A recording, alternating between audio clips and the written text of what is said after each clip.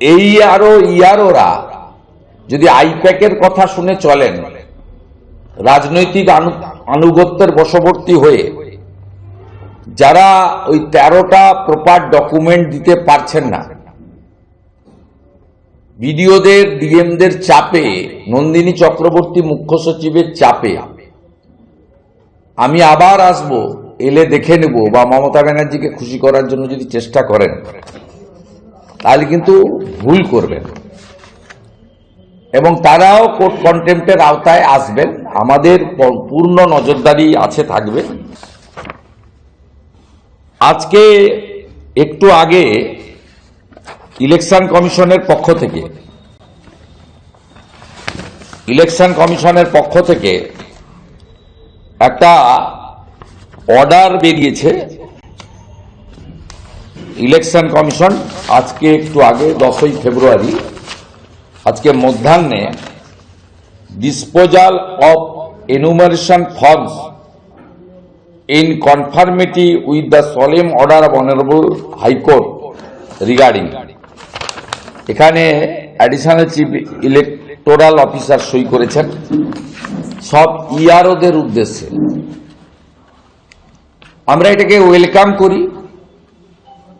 যেমন ৮৩০০ ভারত সরকারের দেওয়া মাইক্রো অবজারভার, যারা এই রাজ্যের বিভিন্ন কেন্দ্রীয় সরকারের অফিস বা কেন্দ্রীয় সরকার নিয়ন্ত্রিত অফিসে কাজ করেন, তারা আর সঙ্গে এই লিস্ট স্ক্রুটিনি হচ্ছে কতটা অ্যাকসেপ্ট করবে, কারণ গ্রুপ বি ছাড়া ইলেকশন কমিশন অ্যাকসেপ্ট করবে না, কারণ সেই মতোই বলা আছে সুপ্রিম কোর্টের অর্ডারে।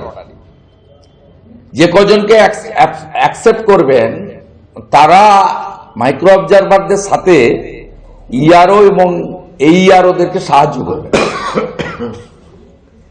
কিন্তু ইলেকশন কমিশন খুব ক্ল্যারিফাই করেছেন যে 19শে জানুয়ারির যে অর্ডার, তাতে ইলেকশন কমিশন যে নিয়মের ভিত্তিতে শুনানিতে আসা লোকজনের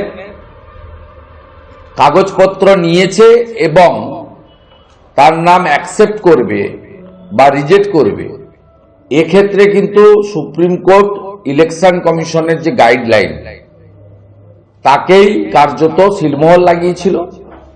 এবং যেহেতু একটা প্রচার তৃণমূলের পক্ষ থেকে, মমতা ব্যানার্জির পক্ষ থেকে করা হচ্ছে যে মাইক্রো অবজারভাররা শুধু নজরদারি করবেন, ডিসিশন নেবেন না, তাদের ডিসিশন নেওয়ার পাওয়ার আগেও ছিল না। এই রাজ্য সরকার যে এমপ্লয়ি দিয়েছে তাদেরও ডিসিশন নেওয়ার পাওয়ার নেই। এক্ষেত্রে ইআরও এবং ইআরওরা এইআরওদের পাওয়ার ডেলিগেট করেছেন।